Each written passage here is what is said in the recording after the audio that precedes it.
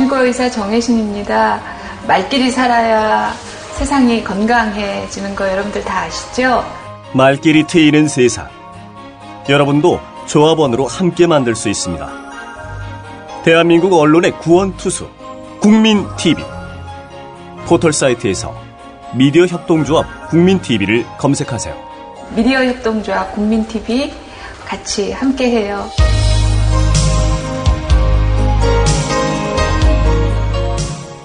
동아조선의 종편 채널에 5.18 왜곡 보도가 도를 넘어섰다는 비판이 잇따라 제기됐습니다. 탈북자들의 일방적인 추측성 주장을 그대로 내보내고 이에 대한 반론이나 명확한 근거는 전혀 제시하지 않는 방식으로 여론을 오도하고 있는데요. 이러다가 4.19 혁명이나 60 민주항쟁까지 북한 짓이라고 우기는 거 아닌지 모르겠습니다. 오늘 이슈 인터뷰에서는 성공회대 김동춘 교수님을 모시고 이에 관한 얘기를 좀 나눠볼까 합니다. 김 교수님 안녕하십니까? 예, 안녕하십니까? 오랜만입니다. 예, 반갑습니다. 네. 어제 한겨레 기관 칼럼에서 상식적인 수준에서 용납하고 인내할 수 있는 수위를 한참 넘어섰다 이렇게 쓰셨던데요. 아마 다른 분들도 비슷하게 느끼셨을 텐데 종편의 이 같은 왜곡 보도를 어떻게 보셨습니까?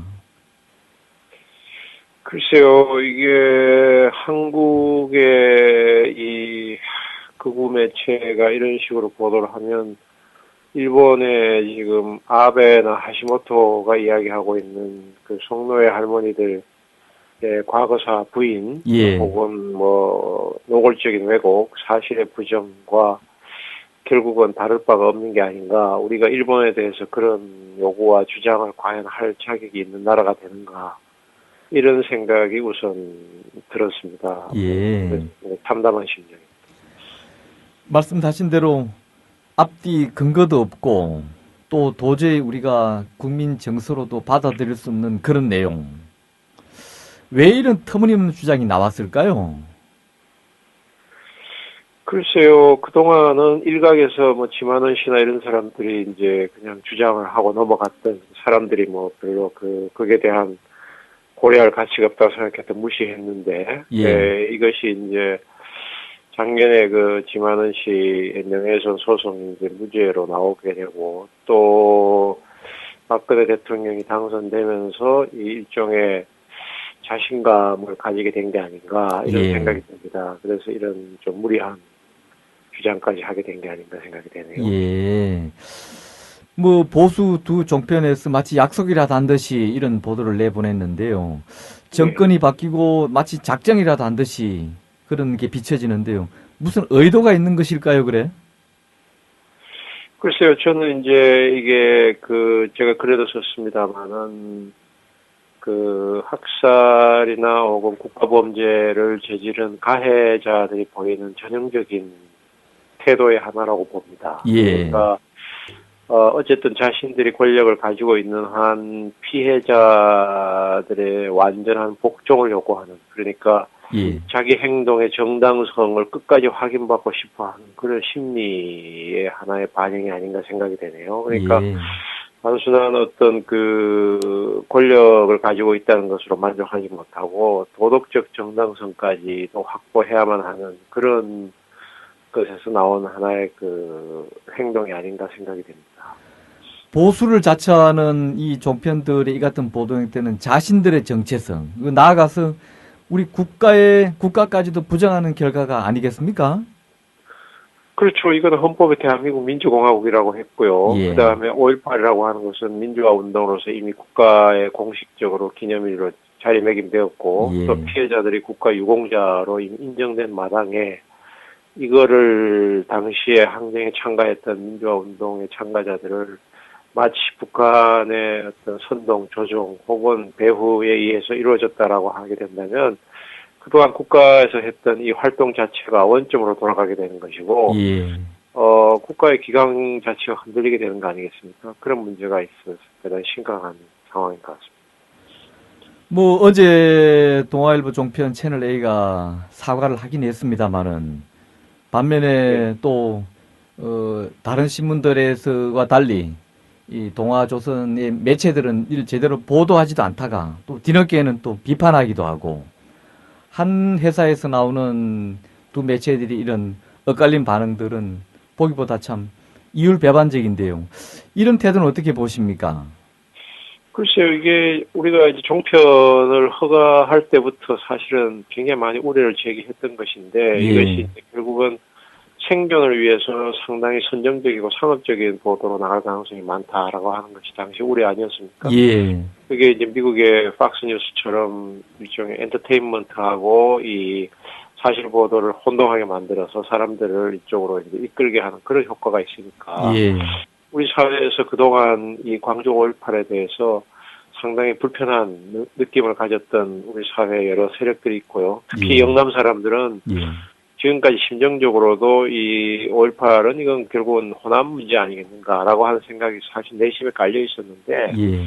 이걸 겉으로 표현하지는 않았죠, 노골적으로. 그런데 예. 이제 이런 식으로 함으로써 그 영남 쪽 사람들이나 또 5.18에 대해서 사실 폄하하고 싶어 하는 사람들의 속의 심리를 끌은 거죠. 그러니까 예. 결국은 그 사람들에게 호소함으로써 이 종편의 뭐라고 할까요? 이 뭐 대중성이라고 할까? 그거를 좀 높이는 그런 상업적인 효과가 있지 않나 생각이 되네요. 그러니까 이런 이중적인 태도를 보이는 것 같습니다. 이런 방송들이 즉 허위 내용들이 계속해서 지속적으로 방송되다 보면은 사람들이 그걸 정말이라도 믿는 경우도 있지 않겠습니까? 이걸 어떻게 보십니까? 그게 사실 우려할 만한 것인데, 현재 지금 그 인터넷 사이트 같은데 5.18이나 혹은 제주 4.3 같은 이렇게 치면은요, 키워드를 치면, 예. 이런 그 북한의 뭐 게릴라 이런 나온 내용이 실제로 훨씬 더 많습니다. 예. 그러니까, 지금 청소년들이나 학생들 같은 경우는 아무 생각 없이 접속했다가는 그 곧바로 이런 내용을 받아들이게 되는 그런, 문제가 있죠. 그게 가장 우려되는 사실입니다. 그런 거는 뭐 마땅한 법이 있는지는 저도 구체적으로 확인해 보지 않았습니다만은 뭔가 당국의 조치가 있어야 되는 거 아닙니까? 그런 걸 버젓이 방치하는 것이 그게 과연 뭐 사회의 다양성이나 표현의 자유를 존중하는 것일까요?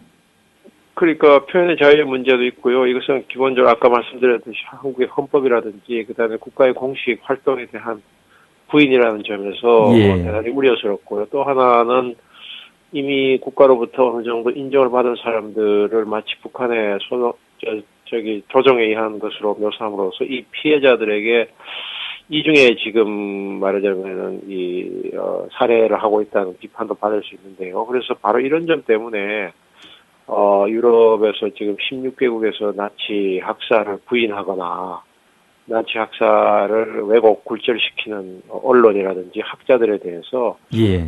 처벌할 수 있는 조항을 집어넣은 것도 바로 그런 이유인 것 같아요. 그렇게 만약에 이런 학살을 부인하게 될 경우에는 결국은 그 학살을 또다시 저지르는 것과 같은 민주주의를 후퇴시키는 결과가 되기 때문에 바로 유럽 국가에서 그런 법을 제정하지 않았나 생각이 돼요. 그래서 예.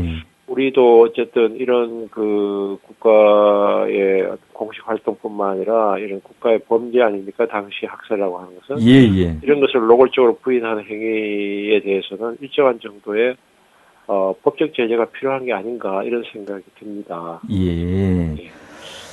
이번에도 북한을 또 들고 나와서 특히 더 논란이 되었었는데 이런 식이라면 진짜 4.19나 60항 정도 보수 수구 세력들은 북한으로 충분히 끌어다가 이용해 먹지 않을까요? 실제로 당시에 사건 발생했을 때 이 4.19 당시도 그렇고 5.18 당시도 그렇고 예.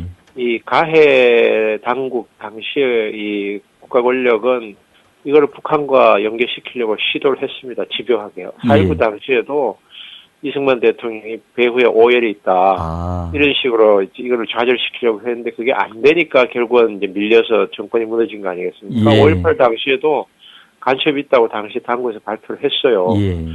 그러니까 할 수만 있다면은 북한하고 연계를 시켜서 이 자신들의 있던 치부를 감추고 이 대중적인 시위를 좌절시키려고 하는 시도를 당시에도 집요하게 했었죠. 그러니까 이 사람들로서는 할 수만 있다면 그렇게 하고 싶겠죠. 그러니까 간첩 조작도 한 거 아니겠습니까?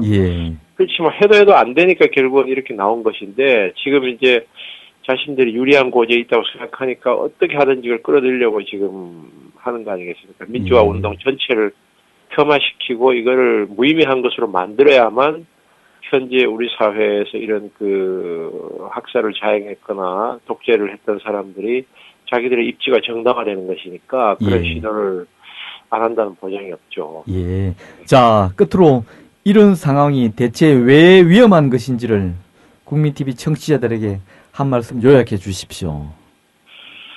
이거는 사실은 우리가 어떤 좌우의 문제를 떠나서 우리 사회에서의 건전한 상식 그리고 정의와 민주주의를 위해서 싸우는 사람들을 조롱하는 일입니다. 예. 그러니까 이거는 우리 사회가 도덕적으로 결국 파탄 상태에 나고 비굴하게 권력에 아부를 했거나 혹은 학살을 자행한 사람들에게 면죄부를 주는 걸 넘어서 그 사람들을 오히려 거꾸로 복권시키는 역할을 하는 것이기 때문에 예. 실질적으로 사회의 어떤 도덕적인 기준이라고 할까 국가의 어떤 정당성을 완전히 뭉개는 이제 도덕적 파탄으로 가는 그런 상황이죠. 그러니까 이거는 결과는 단순히 특정 세력들에게 면죄부를 주는 것이 아니라 국가 자체를 뒤흔드는 일이 된다는 것이 바로 이런 보도의 우려이고요. 예. 그렇게 더 나아가면 우리 사회가 말하자면 일종의 파시즘적인 그런 사회로 나아갈 수도 있는 그런 위험이 되는 거죠. 그러니까 노르웨이 같이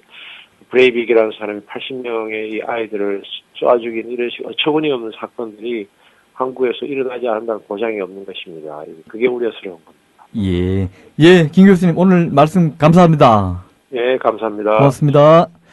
이상 성공회대 김동춘 교수와 함께했습니다. 국민TV